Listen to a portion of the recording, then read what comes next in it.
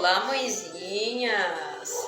Hoje a gente veio falar aqui de uma coisa que eu acho muito interessante e a gente ainda não conversou sobre isso.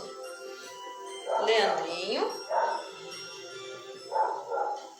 todo mundo gosta desse sorriso, né? Vamos dar esse sorriso aqui antes de começar a fazer o nosso vídeo.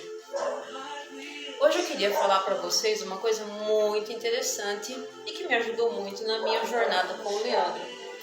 E como eu gosto muito de dividir com vocês, eu falei, hoje é o dia. A pergunta é, qual é a importância do diagnóstico preciso da sequela que ficou no meu filho especial? Vocês sabem que paralisia cerebral, ela deixa várias sequelas. Não existe um PC que tenha ficado com as mesmas sequelas de outro PC. Um especial igual ao outro.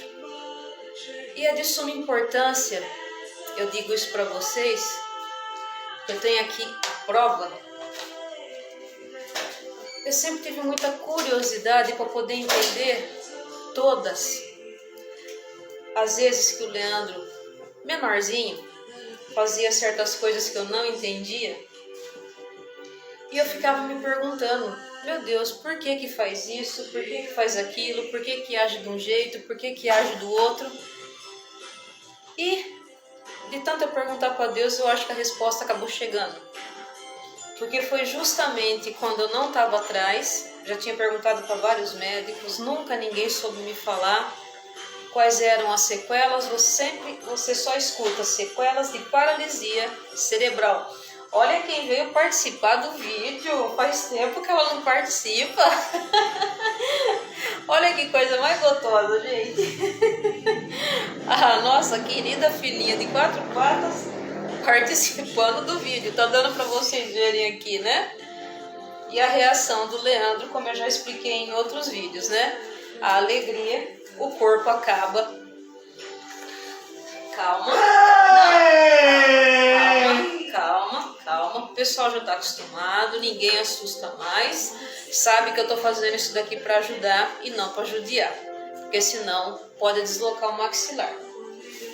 Aí, como eu estava dizendo, ele tinha 12 anos de idade quando eu simplesmente pedi para uma professora de uma faculdade estagiária que tem aqui na minha cidade, Uniara, uma faculdade maravilhosa de fisioterapia, para ela me fazer um atestado falando que ele comparecia 3 vezes por semana no atendimento, porque eu tinha que entregar na escola, para justificar.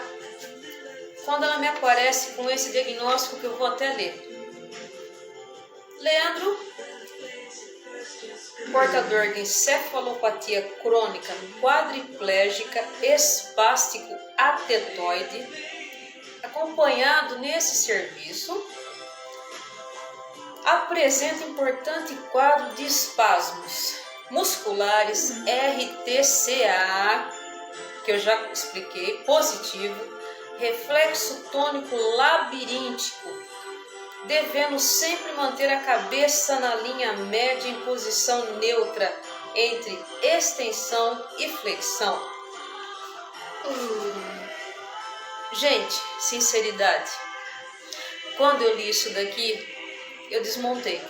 Primeiro, eu não entendia uma palavra. Segundo, eu tive a bênção da professora ser de uma educação maravilhosa, um ser humano fantástico. E ela teve toda uma paciência de ver na minha curiosidade, de sentar do meu lado e me explicar cada uma daquelas palavras, vocês acreditem ou não. O meu mundo naquele dia abriu um portal e eu consegui enxergar o Leandro de uma forma que eu nunca tinha visto.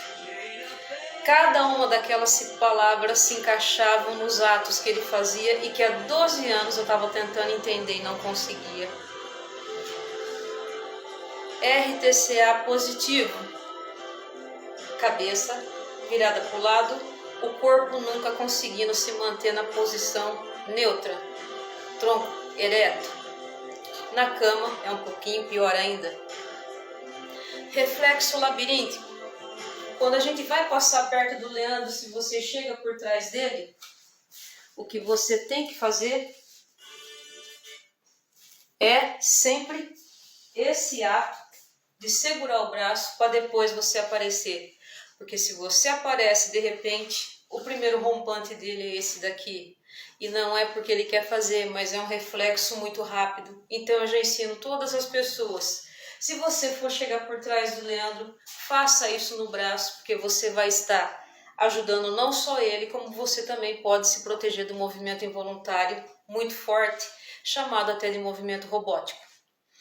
Espasticidade, aquelas crises onde eles chegam a suar e eu consegui aprender a cruzar as pernas dele, quando eu já mostrei para vocês em outros vídeos. Então, mãezinhas, para que eu quis fazer esse vídeo e ler aquele diagnóstico? Vocês não têm noção de como isso ajuda. E por incrível que pareça, médico neurologista não consegue dar esse tipo de diagnóstico. Então fica a dica. Se você tiver condições de estar perguntando para um professor um professor de fisioterapia neurológica, para ele dar mais detalhes sobre o seu filho, o que pode ser movimentação para cá, para lá, ou se ao contrário, por que o meu filho não se movimenta muito, por que o meu filho é muito parado, o que eu posso fazer? Porque existem os hipertônicos, que é o caso do Leandro, muita movimentação robótica, e existem os hipotônicos, aqueles que praticamente não se mexem. São fisioterapias específicas para cada caso. Então, mãezinhas, hoje o estalo que me deu aqui, que eu sei que foi um bom anjo que passou e me disse para fazer esse vídeo, foi sobre isso. Procurem saber mais sobre o filho de vocês. A gente não tem esse conhecimento. A gente tem que buscar.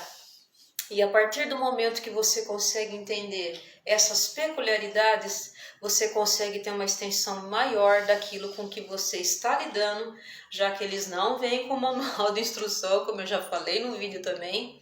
E isso ajuda com que fique mais fácil para vocês entenderem e assim tá lidando da melhor forma.